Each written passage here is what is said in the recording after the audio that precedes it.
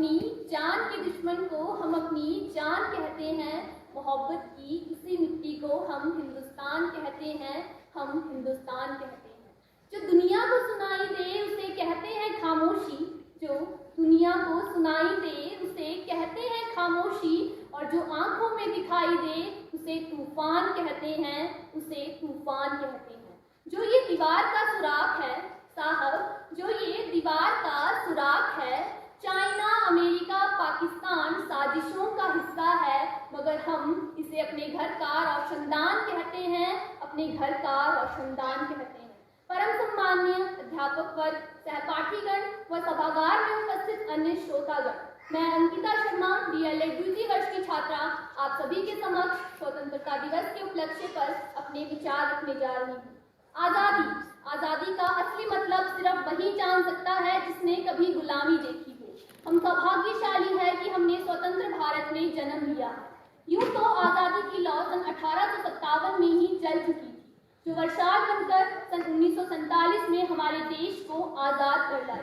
प्राचीन, मध्यकालीन और वर्तमान भारत के उदाहरणों से स्पष्ट करना चाहूंगी कि जब हम फिरंगियों के फेरे में फंस चुके थे तो मेरा रंग दे बसंती जोला की एक आवाज पर टोलों की टोलियां उमड़ कर आ जाती थी, और उनके वंदे मातरम के नारों से खून में आने वाला 5-5 डिग्री का तूफान अंग्रेजी शासन की जड़ों को हिला कर रख देता था। लोग मर जाते थे, मिट जाते थे, फांसी चढ़ जाते थे, तो वो उस समय अपनी देशभक्ति साबित कर रहे होते थे,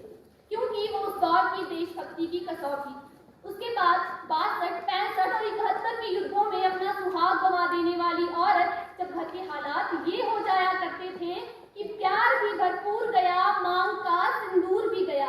प्यार भी भरपूर गया, मांग का सिंदूर भी गया, नन्हे नौनिहालों की लंगोटियां चली गई, छोटी छोटी बेटियों की चोटियां चली गई, पिता की कमाई गई, भाई की पढ़ाई गई, ऐसा एक विस्फोट हुआ,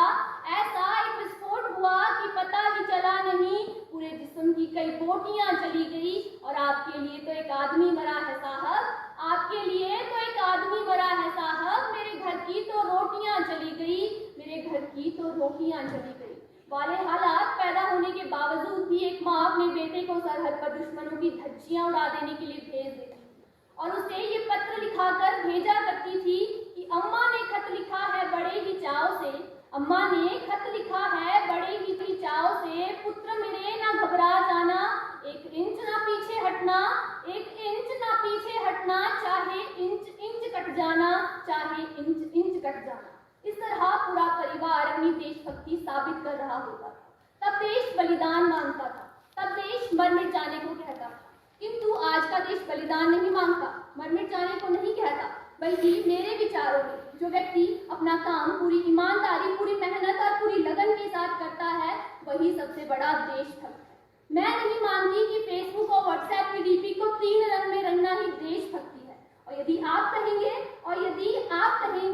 कि साल में 2 बार हाथ में तिरंगा ले लेना ही देशभक्ति है, तो मैं आपसे पूछना चाहूंगी कि फुटपाथ पर रहने वाला वो बच्चा ट्रैफिक की छांव में नंगे पांव जब तिरंगा बेच रहा होता है, तो क्या इसे आप उसकी देशभक्ति कहेंगे? ये उसकी देशभक्ति नहीं, ये उसके पेट की भूख की शक्ति है जो उसे ऐसा करने पर मजबूर करती है, क्योंकि ना मस्जिद को जानते हैं, ना शिवालयों को जानते हैं, ना मस्जिद को जानते हैं, ना शिवालयों को जानते हैं। जो पेट के भूखे होते हैं ना साहब, वो सिर्फ भोजन के निवालों को जानते हैं। अपने परिवार, अपने समाज और अपने देश के लिए समर्पण का भाव है देशभक्ति, और हर देशद्रोही के जीवन में आने वाला तूफान है हमारी सच्ची देशभक्ति, ताकि हर देशद्रोही ये समझ सके कि अगर तू परिंदा है तो ये आसमान तेरा है, अगर तू परिंदा है तो ये आसमान तेरा है, अगर तू दरिंदा है तो ये शमशान